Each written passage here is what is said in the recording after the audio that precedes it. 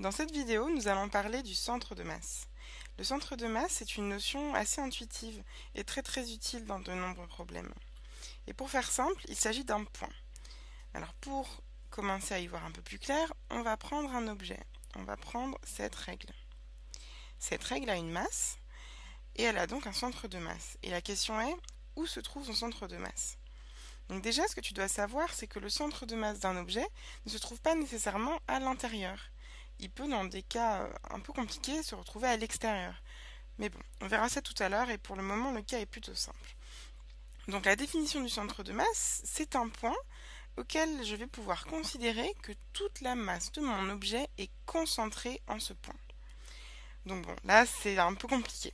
Donc on va prendre cette règle et on va essayer de comprendre. Pour ça, on va faire une petite expérience. On va dire qu'on sait où le centre de masse de cette règle se trouve et qu'il se trouve ici. Et on verra tout à l'heure que c'est assez proche de la réalité. On va dire que cette règle a une masse de 10 kg et on lui fait subir une force directement au centre de masse, comme celle-ci, d'une valeur de 10 newtons.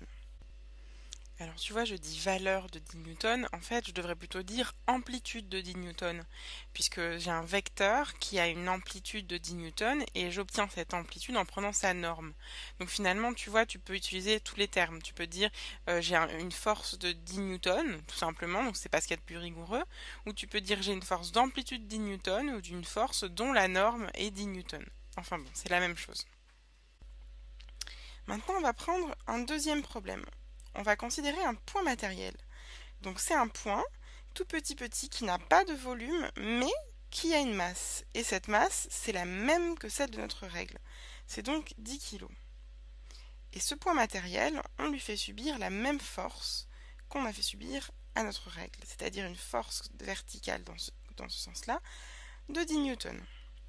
Donc dans le premier cas, qu'est-ce qui va se passer?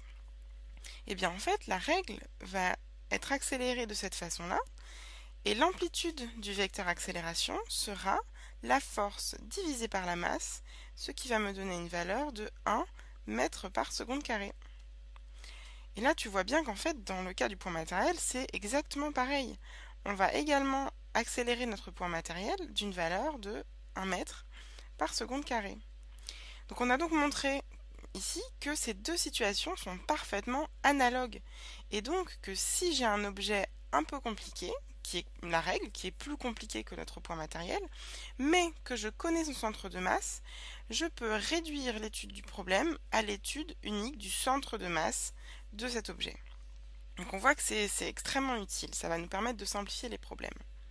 Donc maintenant je vais essayer de t'expliquer comment on trouve facilement le centre de masse. Et tu vas voir que c'est plutôt simple. On va commencer par le cas facile où on a un objet qui est homogène, c'est-à-dire que sa masse est répartie homogènement dans son volume. Donc concrètement, ça veut juste dire qu'il est fait du même matériau et que ce matériau a lui-même une densité homogène. Donc par exemple, notre règle. On peut, pour simplifier, dire qu'elle est à une seule dimension dans ce sens-là. Ce qui va se passer, c'est que le centre de masse va simplement être le centre géométrique de mon objet. Donc si je dis qu'elle a une dimension, le centre de masse, c'est le milieu de cette distance-ci, et c'est donc bien là où je l'avais mis tout à l'heure. Donc maintenant, si on prend un cas un tout petit peu plus compliqué, on va prendre un cas à 2 dimensions, comme ce triangle par exemple. En fait, c'est pas vraiment plus compliqué, parce que le centre géométrique d'un triangle, on voit très bien qu'il va être à peu près ici, au centre, et c'est donc facile à trouver. Maintenant, on va prendre un cas un tout petit peu plus compliqué quand même. Donc on va prendre un carré, mais ce carré, on va dire qu'il n'est pas homogène. On va dire que d'un côté, il est fait de quelque chose de lourd, comme le plomb par exemple, hein, et de l'autre côté, on va dire qu'il est fait de quelque chose de beaucoup plus léger que le plomb, comme du polystyrène. Donc on imagine, on a un carré qui est moitié plomb, moitié polystyrène, dont la densité n'est pas homogène. Donc là, où est-ce qu'il se trouve le centre de masse? C'est un petit peu plus compliqué, mais pas vraiment. Donc on imagine que si cet objet était homogène, le centre de masse se trouverait ici. Et bien en fait, avoir un côté plus lourd, ça va juste décaler le centre de masse vers le côté le plus lourd, vers le côté le plus dense de l'objet. Donc il va être quelque part ici. Et le décalage de ce centre de masse par rapport à un objet qui aurait été homogène va dépendre d'à quel point le plomb est plus dense que le polystyrène. Donc là, on a vu que finalement, on peut trouver le centre de masse d'un objet assez facilement, ou en tout cas avoir une intuition d'où est-ce qu'il se trouve. Donc on va continuer avec un autre petit exemple. Donc on va changer de tableau. En fait, ce qu'on voit, c'est que dans tous les problèmes que nous avons traités auparavant, avec les lois de Newton, etc., on a toujours fait l'hypothèse simplificatrice que les forces étaient appliquées directement au centre de masse. Donc on va reprendre un exemple pour mettre tout ça au clair. Donc on va imaginer qu'on a un cheval, donc un cheval comme ça. Hein. Bon, c'est juste pour dire que c'est un cheval. Voilà. Donc on va dire que son centre de masse, il est...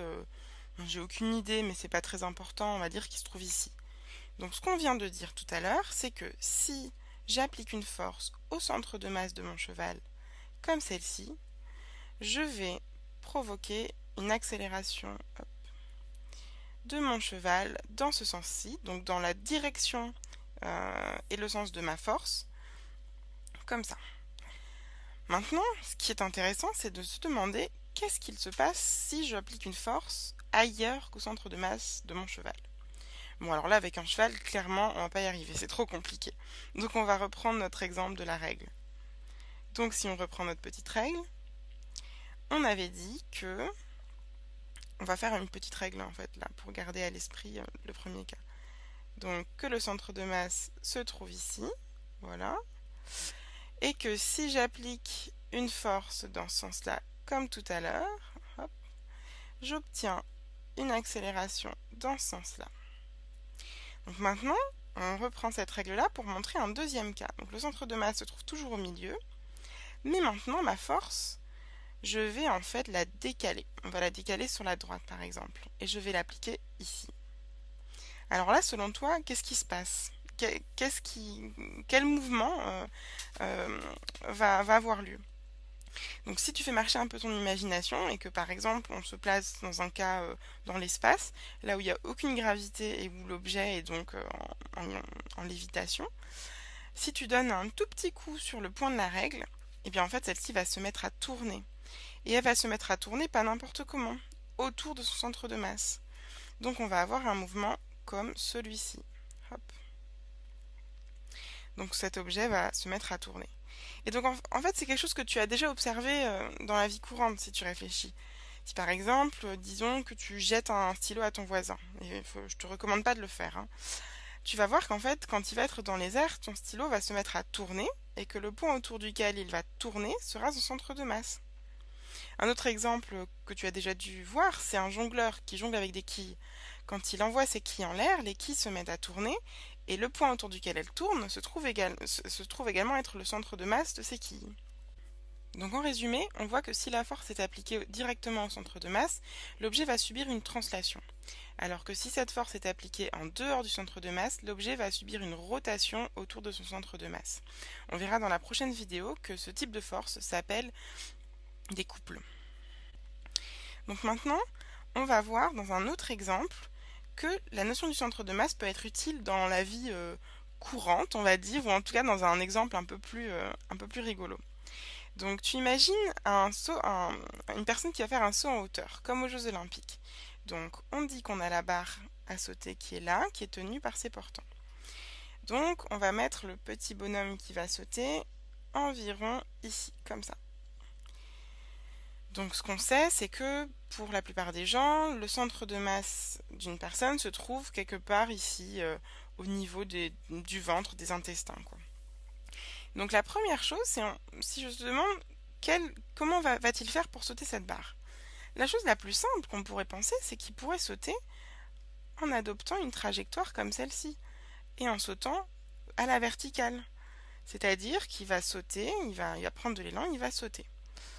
Donc là, dans ce cas, on voit que son centre de masse va devoir monter assez haut au-dessus de la barre pour que les jambes puissent bien passer au-delà de la barre.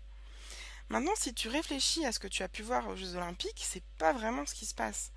En fait, les sauteurs vont adopter une sorte de position un peu bizarre autour de la barre et vont venir se cambrer, mais tout proche de la barre, avec le dos qui frôle presque la barre. Donc si on essaie de faire un dessin, on va dire qu'ici il y a le dos, ici on a les jambes, et là on a la tête du bonhomme comme ça. Et vraiment, il vient tout proche de la barre. Et là on va voir que le centre de masse va nous expliquer pourquoi est-ce qu'ils adoptent cette position bizarre. Eh bien, si tu cherches maintenant le centre de masse de ce bonhomme, tu vas voir qu'il va finalement se retrouver plus bas que la barre. Il va se retrouver quelque part ici.